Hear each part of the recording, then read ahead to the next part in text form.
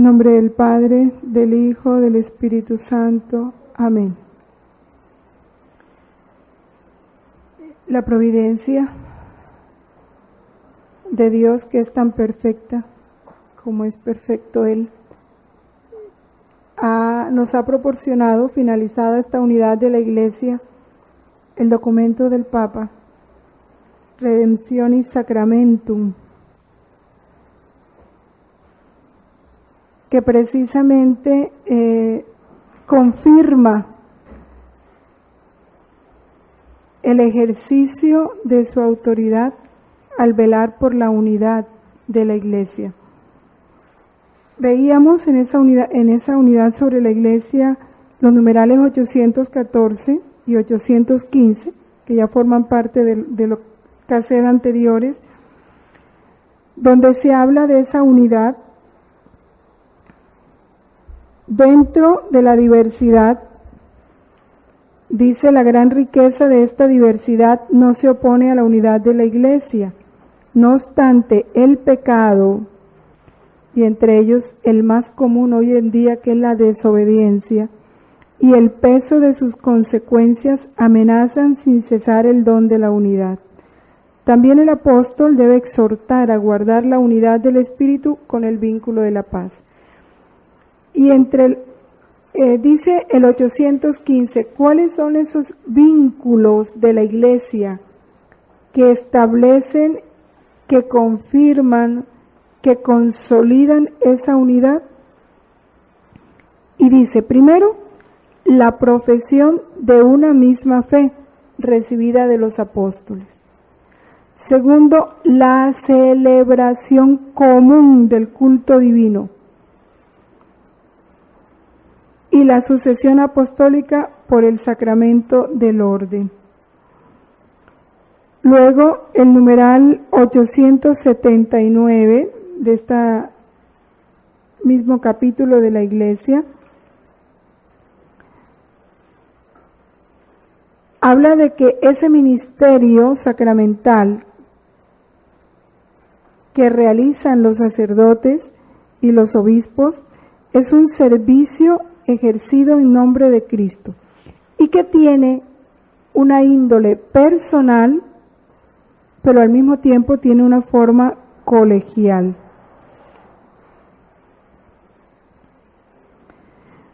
Y ese aspecto colegial, como lo dice el 883, hace que el colegio o cuerpo episcopal, o sea, los obispos, no tienen ninguna autoridad si no se le considera, junto con el romano pontífice, sucesor de Pedro, como cabeza del mismo. Por eso todo obispo está sujeto a la potestad del sumo pontífice, que es la autoridad sobre toda la Iglesia. Son puntos que el documento toca, y el numeral 893 dice que el obispo es el administrador de la gracia del sumo sacerdocio, en particular de la Eucaristía que él mismo ofrece. La Eucaristía es el centro de la vida de la Iglesia particular. Y estas verdades ya expresadas en el Catecismo son en las que se ha fundamentado el Santo Padre para recordar todos la disciplina o los puntos que se deben observar o evitar acerca de la Eucaristía.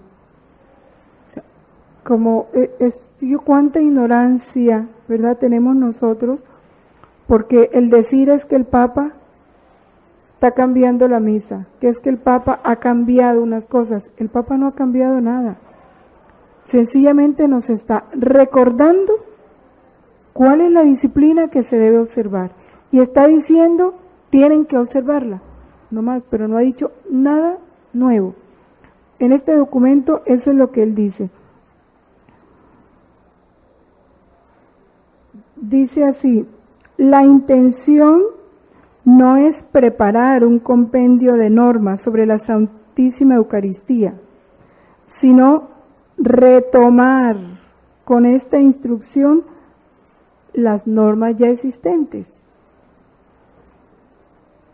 La normativa litúrgica anteriormente enunciada y establecida que continúan siendo válidos para reforzar el sentido profundo de las normas litúrgicas e indicar otras que aclaren y completen las precedentes.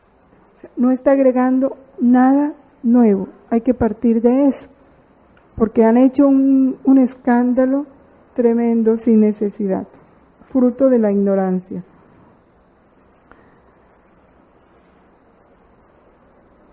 Dice, la observancia de las normas que han sido promulgadas por la autoridad de la Iglesia exigen que concuerden la mente y la voz, las acciones externas y la intención del corazón. Ese es el objetivo principal de este documento. Ayudarnos a que haya una concordancia entre lo que hacemos y lo que estamos viviendo interiormente.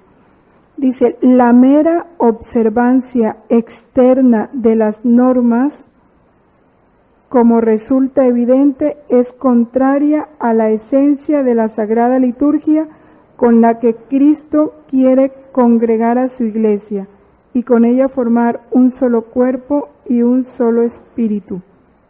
Por esto, la acción debe estar iluminada por la fe y por el amor. No es que ya no vamos a hacer así, a regañadientes, porque ahora el Papa se le antojó decir esto, no. Por eso es bueno conocer, ¿verdad?, cuál es el espíritu de este documento. Los abusos, sin embargo, contribuyen a oscurecer la recta fe y la doctrina católica sobre este admirable sacramento. No es extraño que los abusos tengan su origen en un falso concepto de libertad. Pero Dios nos ha concedido en Cristo no una falsa libertad para hacer lo que queramos, sino la libertad para que podamos realizar lo que es digno y justo. Cuando el Papa dice todo esto, porque eso es lo que se argumenta, ¿no? Dice, se advierte con gran tristeza la existencia de iniciativas ecuménicas que, aun siendo generosas en su intención, transigen con prácticas eucarísticas contrarias a la disciplina con la cual la Iglesia expresa su fe. La Eucaristía es un don demasiado grande para admitir ambigüedades y reducciones, porque es Cristo mismo. Es entender que la Eucaristía es Cristo mismo. Y nadie más que el Papa tiene el deber sagrado de defender si es el centro de la vida de la Iglesia. Imagínense que ese centro se pierda, desaparezca, caiga en la rutina, en la superficialidad, en la secularización, como si la Eucaristía fuera cualquier cosa, se pierde toda la esencia de la Iglesia.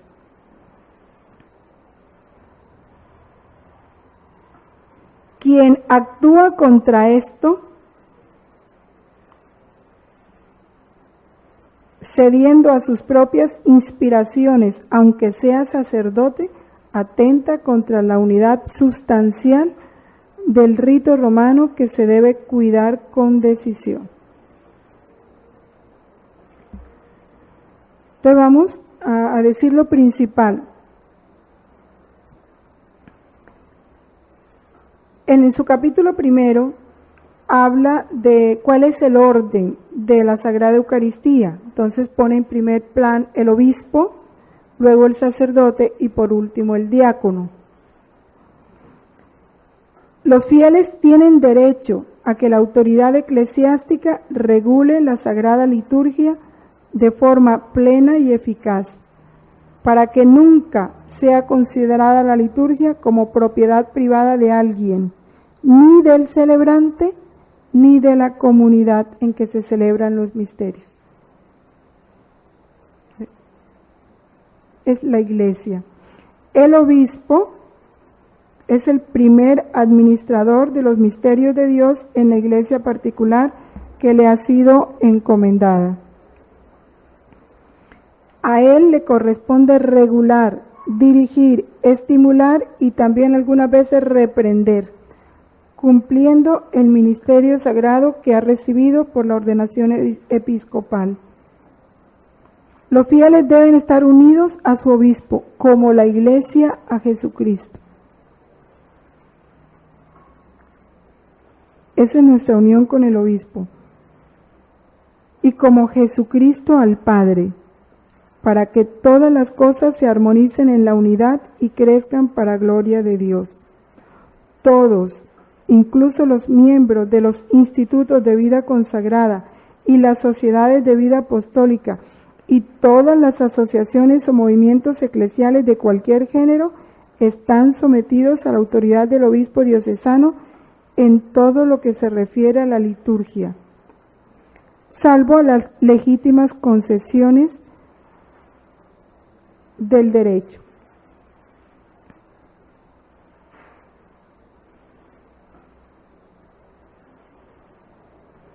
Hubo un tiempo en que después del concilio se permitieron experimentos en la liturgia. Dice, la interrupción de todos los experimentos sobre la celebración de la Santa Misa ha sido notificada por la Santa Sede desde 1970. El concilio se terminó en 1966. Y nuevamente se repitió para recordarlo en 1988. Miren, 18 años y todavía no habían finalizado los experimentos. Por lo tanto, cada obispo y la misma conferencia episcopal no tienen ninguna facultad para permitir experimentos sobre los textos litúrgicos o sobre otras cosas que se indican en los libros litúrgicos. Para que se puedan realizar en el futuro tales experimentos, se requiere el permiso de la Congregación para el Culto Divino y la Disciplina de los Sacramentos, que lo concederá por escrito, previa petición de la Conferencia de Obispos, pero esto no se concederá sino sin una causa grave. Todas las normas referentes a la liturgia que la Conferencia de Obispos determine para sus territorios, conforme a las normas del derecho, se deben someter a la recognición al reconocimiento de la Congregación para el Culto Divino. Luego sigue en segundo orden los presbíteros. Grande es el misterio que en la celebración eucarística tienen los sacerdotes, a quienes compete presidirla in persona Christi, dando un testimonio y un servicio de comunión. Por desgracia, es de lamentar que a partir de los años de la reforma litúrgica después del Concilio Vaticano II, por un malentendido sentido de creatividad y de adaptación, no hayan faltado abusos que para muchos han sido causa de malestar. Ya nosotros sabemos y hemos conocido más de un de esos abusos. Y en tercer orden están los diáconos, que reciben la imposición de manos no en orden al sacerdocio, sino en orden al ministerio, hombres de buena fama. Deben actuar de tal manera con la ayuda de Dios que sean conocidos como verdaderos discípulos de aquel que no ha venido a ser servido, sino a servir. Todos los diáconos empléense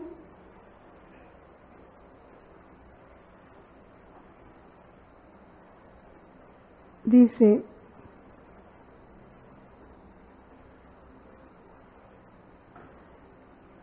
los diáconos sirven fielmente y con humildad con todo el corazón en la Sagrada Liturgia, que es fuente y cumbre de toda la vida eclesial.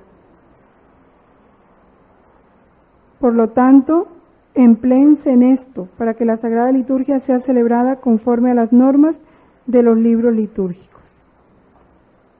Ya el capítulo 2 nos habla de cómo debemos participar los fieles laicos en la celebración de la Eucaristía. O sea, ya nos toca a nosotros. Leeré algunos aparte, los que digan más concretamente nuestros deberes. Todos los fieles, lo dice el numeral 37, por el bautismo han sido liberados de sus pecados e incorporados a la Iglesia, destinados por el carácter al culto de la religión cristiana, para que por su sacerdocio real, perseverantes en la oración y en la alabanza a Dios, ellos mismos se ofrezcan como hostia viva, santa, agradable a Dios, y todas sus obras lo confirmen y testimonien a Cristo en todos los lugares de la tierra, dando razón a todo el que lo pida, de que en Él está la esperanza de la vida eterna. Por lo tanto, también la participación de los fieles laicos en la celebración de la Eucaristía y en los otros ritos de la Iglesia no puede equivaler a una mera presencia, más o menos pasiva, sino que se debe valorar como un verdadero ejercicio de la fe y de la dignidad bautismal. Y nuestra actividad principal está en la participación, en el seguir con el corazón y con el externamente e internamente toda la acción litúrgica, palabras, gestos del sacerdote, todos los signos.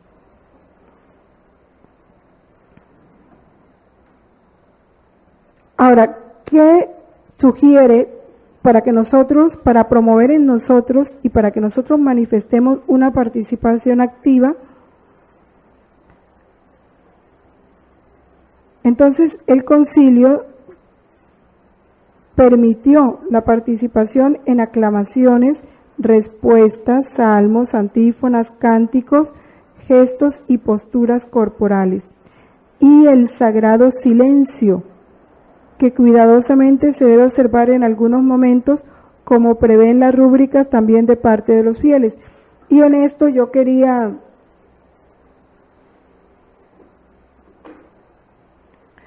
hacer hincapié porque es una de las cosas que más se ha profanado, el silencio en la liturgia. Todo misal trae al comienzo una explicación de los momentos de silencio, de las posturas que se deben hacer, cómo debe ser el canto y todo. Dice, hablando del silencio, como parte de la celebración ha de guardarse en su tiempo silencio sagrado. La naturaleza de este silencio depende del momento en que se observa durante la misa, por ejemplo, en el acto penitencial. Fíjense que a veces ni se deja ese silencio. Arrepintamos de nuestros pecados, yo confieso, no hay ese silencio. Después de una invitación a orar, después que el sacerdote dice oremos, se queda un momento callado, los presentes se concentran en sí mismos. Al terminarse la lectura o la homilía, reflexionan brevemente sobre lo que han oído. Después de la comunión, alaban a Dios en su corazón y oran. Por eso después de la comunión no debe haber canto, ni ninguna oración vocal. Es un silencio sagrado.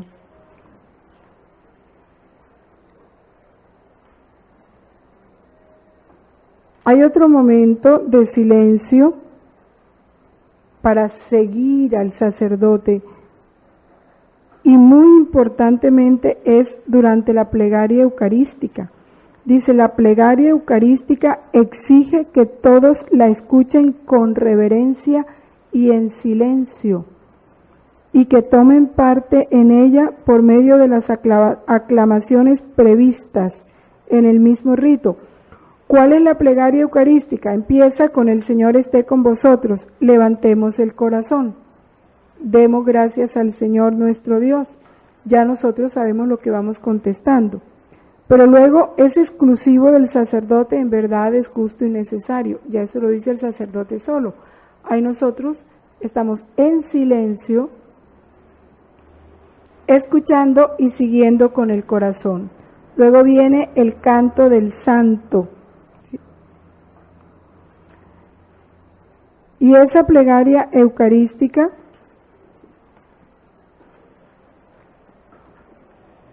continúa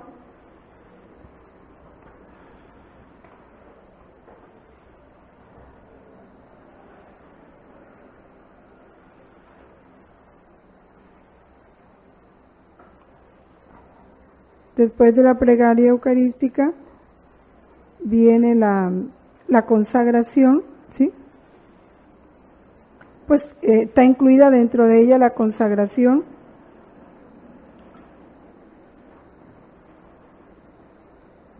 Después de la consagración, viene el rito de la comunión. Pero por Cristo, con Él y en Él, es exclusivo del sacerdote. El pueblo solo dice amén. Que ese es otro error que se está dando y que no debe ser así. Y sobre esto habla el documento de una manera muy clara.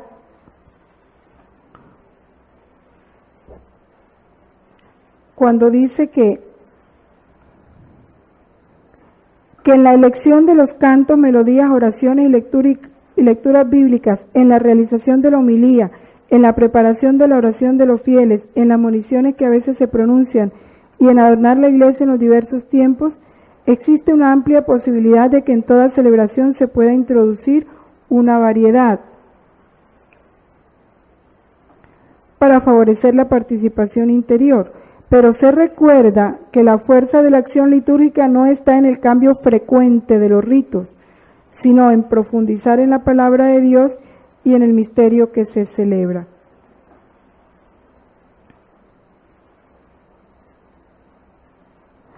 Ahora, esta participación de los fieles no se reduce a que todos deban realizar otras cosas en sentido material, además de los gestos y posturas corporales, como si cada uno tuviera que asumir una tarea litúrgica específica. Esto porque a veces hay innovaciones, sí, que hacen los mismos sacerdotes, como para que todos participen, ¿sí? No, la participación nuestra está más interior, con las posturas, las respuestas,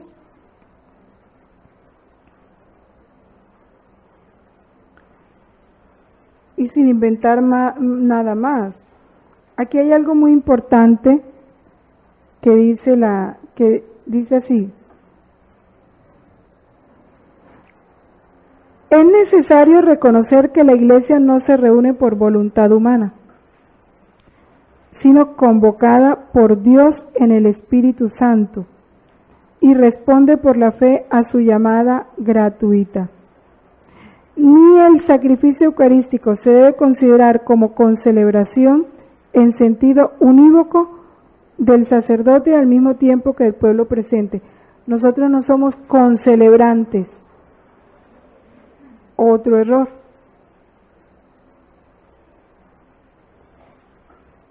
Y a veces que la asamblea se coloca alrededor del altar, que sí, no, nada de eso nos toca a nosotros. Al contrario, la Eucaristía, celebrada por los sacerdotes, es un don que supera radicalmente la potestad de la asamblea. La asamblea que se reúne para celebrar la Eucaristía necesita absolutamente, para que sea realmente asamblea eucarística, un sacerdote ordenado que la presida. Es que, bueno, esto no se culpan porque es fruto de la ignorancia, pero a veces la gente dice que se celebró misa cuando un diácono hizo una celebración de la palabra y distribuyó la Eucaristía. Entonces dicen que ya hubo misa. No, ahí no hubo misa. Por otra parte, la comunidad no está capacitada para darse por sí sola el ministro ordenado. Es como decir, ay, vamos a buscarnos un padre que nos celebre. Urge la necesidad de un interés común para que se eviten todas las ambigüedades en esta materia y se procure el remedio de las dificultades de estos últimos años. Por tanto, solamente con precaución se emplearán términos como comunidad celebrante. La comunidad no es celebrante, o asamblea celebrante.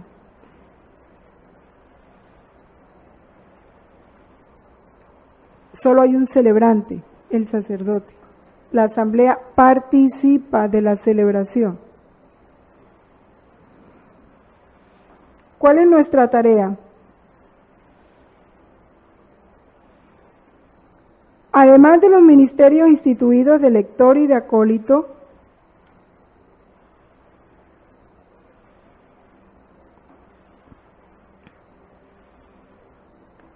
con un encargo temporal a los que se unen otros servicios descritos en el misal, y también la tarea de, por ejemplo, el sacristán, presta ahí un servicio al culto, ¿no? El que hace la recolección de la ofrenda, presta un servicio al culto. La tarea de preparar las hostias, lavar los paños litúrgicos y similares. Todos los ministros ordenados y los fieles laicos, al desempeñar su función u oficio, harán todo y solo aquello que les corresponde. Y ya lo hagan en la misma celebración litúrgica, ya en su preparación, se ha realizado de tal forma que la liturgia de la Iglesia se desarrolle de manera digna y decorosa. Se debe evitar el peligro de oscurecer la complementariedad, esto pues porque a veces los sacerdotes dejan que los laicos asuman sus tareas y ellos asuman el papel del laico, o el laico quiere asumir el papel del sacerdote, para que las tareas de los laicos no sufran una especie de clericalización, como se dice, mientras los ministros sagrados asumen indebidamente lo que es propio de la vida y de las acciones de los fieles laicos. Un sacerdote no debe ser sacristán, ni un sacristán debe hacer lo que hace el sacerdote. El fiel laico que es llamado para prestar una ayuda en la celebración litúrgica, el lector, el que hace de acólito, el ministro de la Eucaristía, en los casos en que hay mucha gente en las misas, debe estar debidamente preparado y ser recomendable por su vida cristiana, por su fe, por sus costumbres y su fidelidad hacia el magisterio de la Iglesia. Por eso, ¿cómo se va a poner de lector a una persona que no está en gracia de Dios, que está al margen de los mandamientos de Dios? ¿Sí? Esos son servicios que se deben prestar dignamente. Por eso los lectores tienen que ser escogidos, y como saben que van a prestar el servicio de lectores, deben ir dignamente vestidos como lectores. Conviene que haya recibido la formación litúrgica correspondiente a su edad, a su condición, a su género de vida y a su cultura religiosa. No se elija a ninguno cuya designación pueda suscitar el asombro de los fieles. Es que está muy claro, ¿no?, todo esto. Dice que es muy loable que se conserve la costumbre de que niños o jóvenes denominados como monaguillos estén presentes y realicen un servicio junto al altar como acólitos y reciban una catequesis conveniente adaptada a su capacidad sobre esta tarea.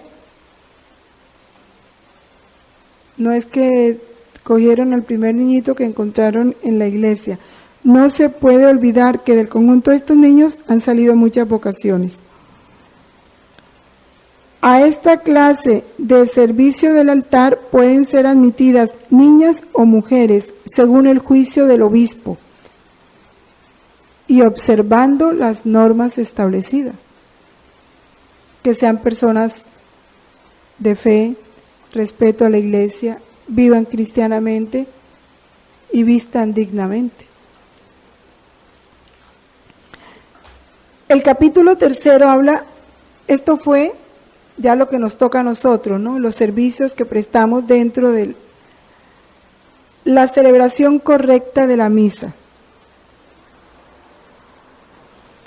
El pan que se emplea debe ser ácimo, de solo trigo, hecho recientemente, o sea, hostias frescas, para que no haya ningún peligro de que se corrompa. Por consiguiente, no puede constituir la materia válida para la realización del sacrificio y del sacramento eucarístico el pan elaborado con otras sustancias, aunque sean cereales, ni aquel que lleva mezcla de una sustancia diversa del trigo, que pan de cebada, que hecho con miel, en tal cantidad que según la valoración común no se pueda llamar pan de trigo. Es un abuso grave introducir en la fabricación del pan para la Eucaristía otras sustancias como frutas, azúcar o miel. Cuando el Papa lo dice, es porque ya se ha hecho. Es claro que las hostias deben ser preparadas por personas que no solo se distingan por su honestidad, sino que además sean expertas en la elaboración y dispongan de los instrumentos adecuados. Porque ya sabemos que si el pan no reúne las condiciones establecidas por la Iglesia, no hay consagración. Porque es una de las condiciones para que se dé la consagración.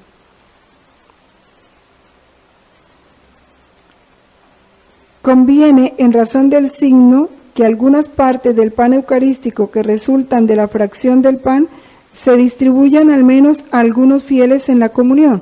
A veces el padre que al partir la hostia consagrada, cuando él la va a consumir, no la consume toda, deja unas partículas y se les da a los fieles. No obstante, de ningún modo se excluyen las hostias pequeñas cuando lo requiere el número de los que van a recibir la Sagrada Comunión, u otras razones pastorales lo exijan. El vino que se utiliza en la celebración del sacrificio eucarístico debe ser natural, del fruto de la vid, puro, sin corromper, sin mezcla de sustancias extrañas. En la misma celebración de la misa se le debe mezclar un poco de agua. Téngase cuidado de que el vino destinado a la Eucaristía se conserve en perfecto estado y no se avinagre. Por eso, esto para cuando a ustedes les toque ser sacristanes, lo que sobra en la vinajera, a veces el sacerdote lo echa todo, pero a veces solo se echa una parte. Lo que sobra no se debe volver a echar a la botella. Se echa en otro recipiente y se lo gastan en la cocina, lo que sea, pero ese vino ya no puede ser usado nuevamente en la misa porque ya cogió. Ustedes saben que el vino cuando coge aire se deteriora. Bueno. Está totalmente prohibido utilizar un vino del que se tiene duda en cuanto a su carácter genuino o su procedencia, pues la Iglesia exige certeza sobre las condiciones necesarias para la validez de los sacramentos. Es que, repito, si no, el sacramento no es válido. No se debe admitir bajo ningún pretexto otras bebidas de cualquier género que no constituyan una materia válida.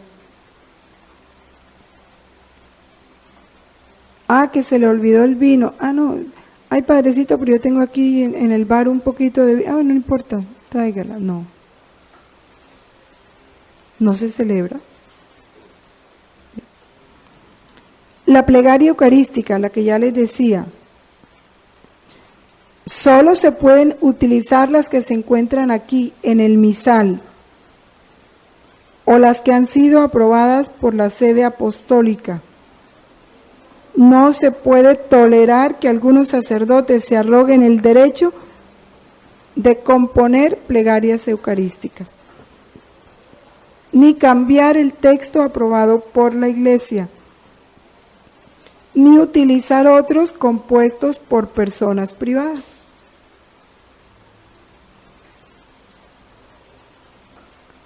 Porque a veces va a haber un matrimonio, unas bodas de plata, unas bodas de oro, entonces todo quieren que toda la misa gire en torno a ese hecho.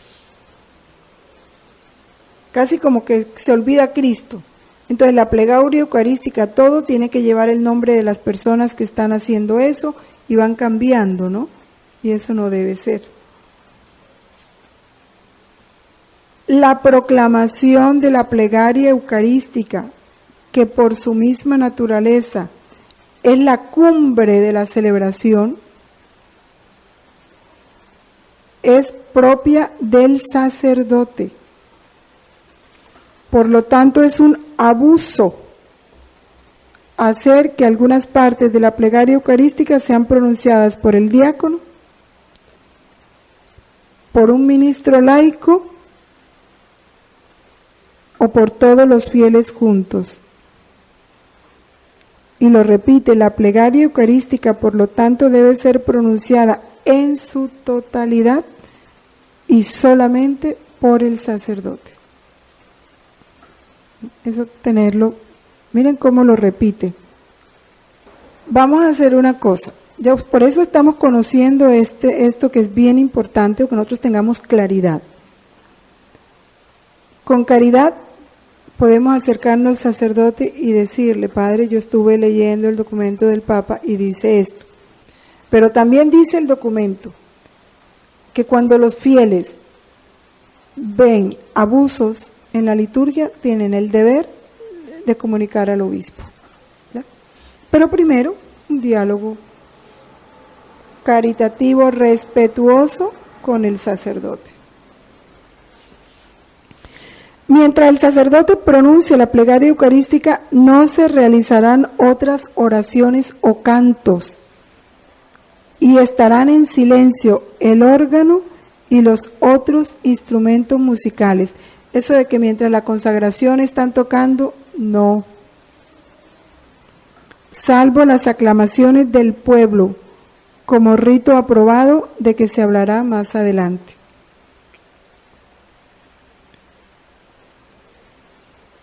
Ya sabemos cuando dice la aclamación después de la consagración y la aclamación amén después de la doxología final, ya sabemos que nos toca a nosotros. En algunos lugares se ha difundido el abuso de que el sacerdote parte la hostia en el momento de la consagración.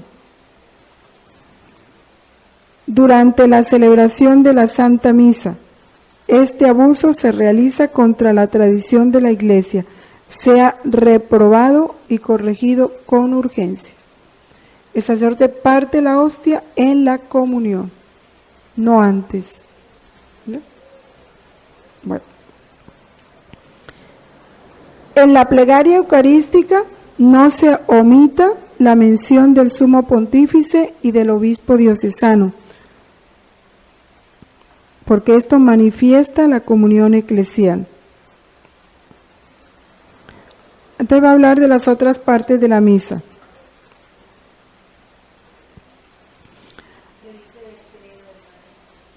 Ya vamos. Dice que la música sacra, adecuada e idónea según costumbre, y siempre el altar, los paramentos y los paños sagrados resplandezcan por su dignidad, nobleza y limpieza. Que la celebración sea preparada diligentemente. Que la palabra de Dios sea proclamada y explicada con dignidad. No se deben improvisar los lectores. Y esto para cuando a ustedes les toque responder por la liturgia en las misas del domingo. No improvisen lectores. Escojan al que ustedes saben que lee bien y sabe proclamar la palabra, ¿sí? Para evitar esto.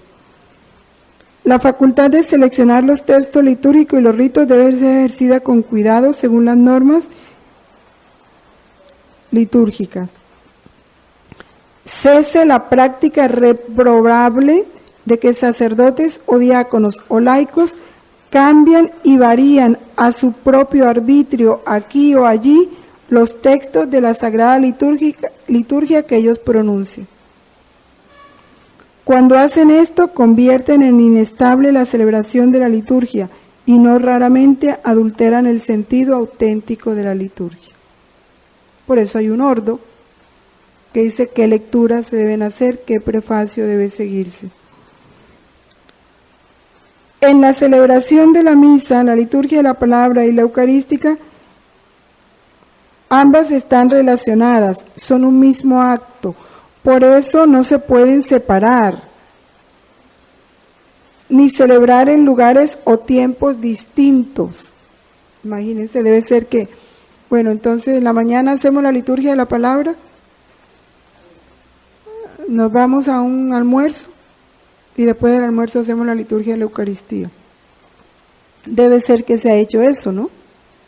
O aquí hacemos la celebración de la palabra, luego nos vamos al templo y allá hacemos la celebración, la liturgia de la Eucaristía, no. En un solo lugar como una unidad. Tampoco está permitido realizar cada parte de la Sagrada Misa en momentos diversos, aunque sea el mismo día. Esto nos da una idea de cuánto desorden hay. ¿Sí? Para elegir las lecturas bíblicas se deben seguir las normas de los libros litúrgicos, a fin de que verdaderamente la mesa de la palabra de Dios se prepare con más abundancia. No está permitido omitir o sustituir arbitrariamente las lecturas bíblicas prescritas, ni cambiar las lecturas y el salmo responsorial que contienen la palabra de Dios con otros textos no bíblicos. Ahorita habla del credo. La lectura evangélica, que constituye el momento culminante de la liturgia de la palabra, se reserva al ministro ordenado. Por eso no está permitido a un laico, aunque sea religioso, proclamar la lectura del Evangelio en la misa. Tampoco en otros casos en los cuales no sea explícitamente permitido por las normas. Se reserva al ministro ordenado. Claro que hay una orden menor en el proceso sacerdotal, que es donde ellos, eso se llama lectorado, ¿no? Creo que es el lectorado, donde ya ellos pueden leer el Evangelio, pero ese ministro es ordenado, o sea, él recibe esa orden, esa consagración, ¿ya? Pero no el laico ordenado como diácono. Ya tiene que ser dentro del sacramento del orden, ¿ya? Por eso dice ministro ordenado. La homilía que se hace en el curso de la celebración de la Santa Misa y es parte de la misma liturgia, la hará normalmente el mismo sacerdote celebrante, o él se la encomendará a un sacerdote concelebrante, o a veces también al diácono, pero nunca al laico. En caso, por justa causa, también puede ser la homilía un obispo o un presbítero que esté presente en la celebración, aunque sin poder concelebrar. Quedó claro esto, ¿verdad? De la homilía.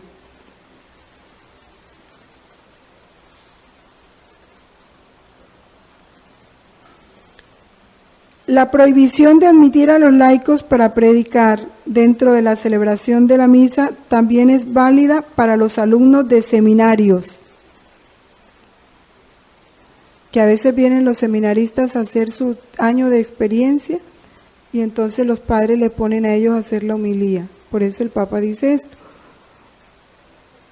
Para los alumnos de seminarios, los estudiantes de teología, para los que han recibido la tarea de asistentes pastorales y para cualquier otro tipo de grupo, hermandad, comunidad o asociación de laicos.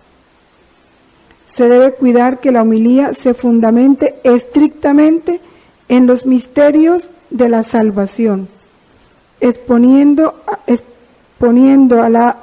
lo largo del año litúrgico desde los textos de las lecturas bíblicas y los textos litúrgicos, los misterios de la fe. Es claro que todas las interpretaciones de la Sagrada Escritura deben conducir a Cristo, pero esto se debe realizar examinándola desde el contexto preciso de la celebración litúrgica. Al hacer la homilía, procúrese iluminar desde Cristo los acontecimientos de la vida. Hágase esto, sin embargo, de tal modo que no se vacíe el sentido auténtico y genuino de la palabra de Dios. Por ejemplo, tratando solo de política o de temas profanos, o tomando como fuente ideas que provienen de movimientos pseudo-religiosos de nuestra época. El obispo vigile con atención la homilía.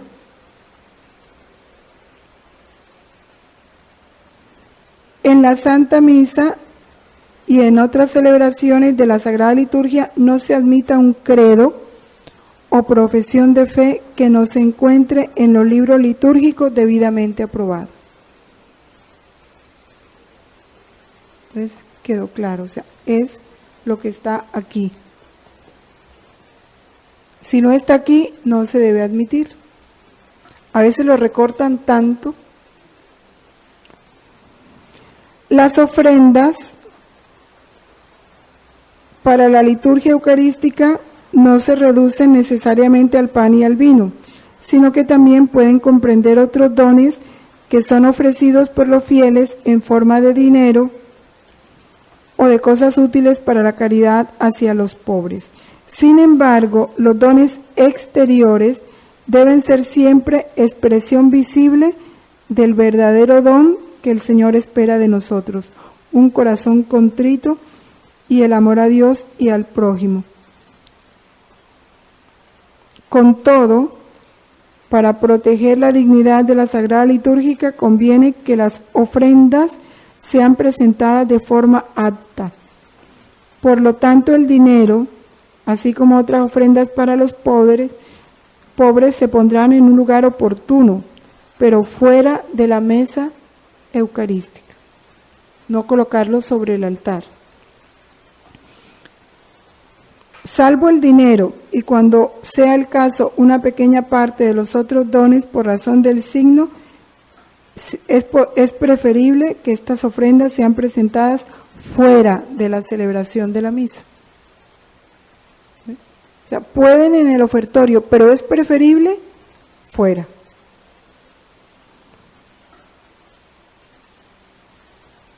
Consérvese la costumbre de dar la paz un poco antes de distribuir la Sagrada Comunión. Esta práctica no tiene un sentido de reconciliación ni de perdón de los pecados, sino que más bien significa la paz, la comunión y la caridad antes de recibir la Eucaristía. El sentido de reconciliación se manifiesta en el acto penitencial. Conviene, qué importante es esto, porque a veces dicen, bueno, en el momento de la paz, a veces todos los que estén enojados, reconcíliense, dense un abrazo de paz. Conviene que cada uno dé la paz sobriamente. Sobriamente. ¿Qué es sobriamente, sí? No esos abrazos y lágrimas y besos. Solo a los más cercanos a él. No hay que pasarse desde la última banca a la primera, porque el dueño del difunto está en la primera banca, entonces todos corren a la primera banca a darle la paz. O porque la quinceañera, o porque los esposos, los que se casaron, nada. El sacerdote puede dar la paz a los ministros permaneciendo siempre dentro del presbiterio. No tienen que bajarse a darle la paz al pueblo, para no alterar la celebración. Tampoco los niños tienen que subir al altar a dar la paz al sacerdote, que son costumbres que se han establecido y que no deben ser. Hágase del mismo modo si por una causa razonable, desea dar la paz a algunos fieles. En cuanto al signo, por ejemplo, él puede bajarse a darle la paz a los recién casados y no más. El signo para darse la paz establezca el modo la conferencia de obispos, con el reconocimiento de la sede apostólica según la idiosincrasia y la costumbre de los pueblos. Puede que en los orientales sea mejor dar la paz con una reverencia y no con la mano. Para nosotros, estrechar la mano. Cada país tiene un sentido de la paz. Ya la conferencia establecerá eso. En la celebración de la misa, la fracción del pan eucarístico la realiza solamente el sacerdote celebrante, ayudado, si es caso, por el diácono o por un concelebrante, pero no por un laico. Se comienza después de dar la paz mientras se dice el Cordero de Dios. El gesto de la fracción del pan realizada por Cristo en la última cena significa que los fieles, siendo muchos, forman un solo cuerpo por la comunión de un solo pan. Por esto se debe realizar el rito con gran respeto. Sin embargo, debe ser breve. El abuso extendido en algunos lugares de prolongar sin necesidad este rito, incluso con la ayuda de laicos, contrariamente a las normas, o de atribuirle una importancia exagerada, debe ser corregido con gran urgencia. Si se diera la necesidad, es una condición, de que instrucciones o testimonios sobre la vida cristiana sean expuestos por un laico a los fieles congregados en la iglesia, siempre es preferible que esto se haga fuera de la celebración de la misa. Por causa grave, sin embargo, está permitido dar este tipo de instrucciones o testimonios por causa grave. Hasta ahora no tenemos claridad que será una causa grave, pero ellos sí la deben tener. Después de que el sacerdote pronuncie la oración después de la comunión, o sea, antes de la bendición. Pero esto no puede hacerse una costumbre. A veces siguen discursos y discursos y discursos después de la oración. Además, estas instrucciones y testimonio de ninguna manera pueden tener un sentido que pueda ser confundido con la homilía, ni se permite que por ello se suprima la homilía. La unión de varios ritos con la celebración de la misa.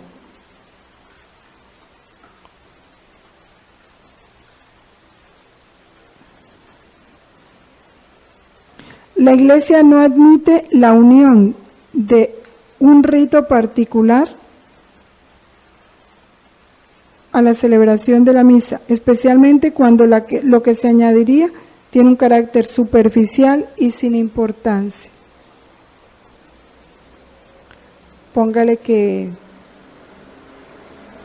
los papás de la quinceañera lleven un anillo para que el padre lo bendiga y se lo ponga a la quinceañera, entonces todo ese rito se hace después de la homilía, como si fuera un matrimonio. Lo digo porque lo he visto. No. Eso nada que ver. ¿Sí?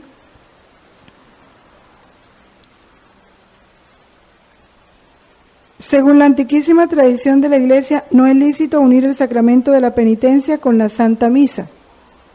¿Se acuerdan que se dio mucho tiempo? Primero había un acto penitencial y todos iban a confesar, y después continuaba la misa, y hacer así una única acción litúrgica.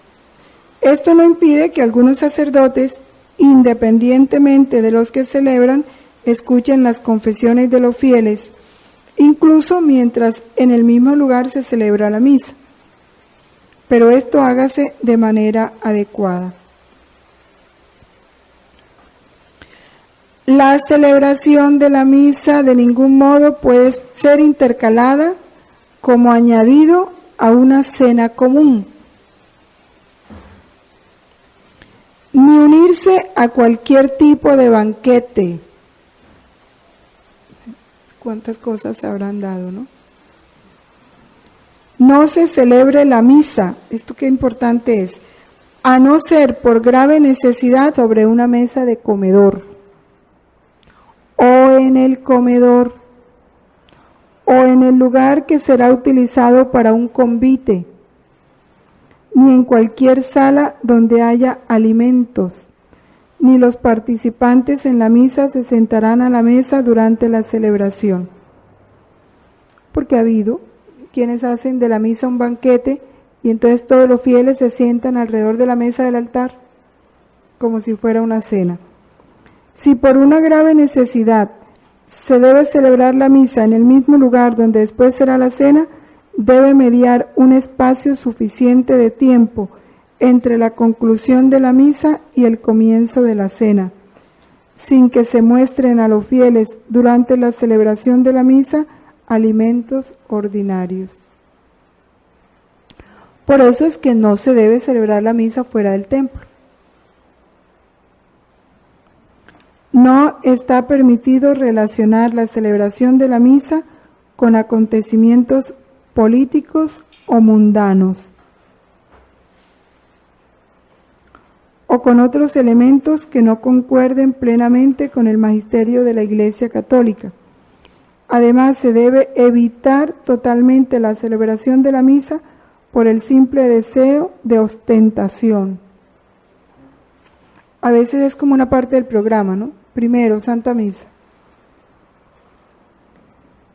Eso se acostumbra mucho en los pueblos. Van a celebrar el 20 de julio. El primer punto de la celebración, la Santa Misa.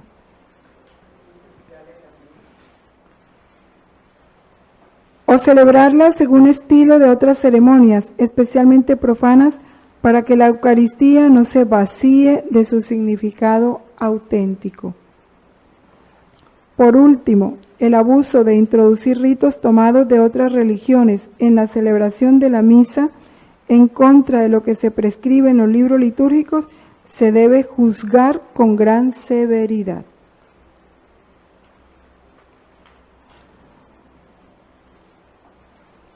El capítulo 4 habla todo sobre la Sagrada Comunión, las disposiciones para recibir la Sagrada Comunión.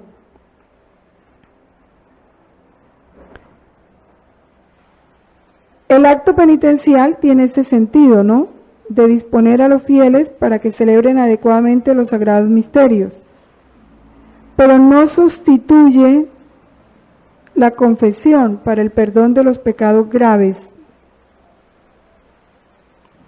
Por eso se debe en la catequesis cuidar muy bien el enseñar esto a la gente. Es necesario que cada uno se examine para que pueda recibir el cuerpo de Cristo dignamente.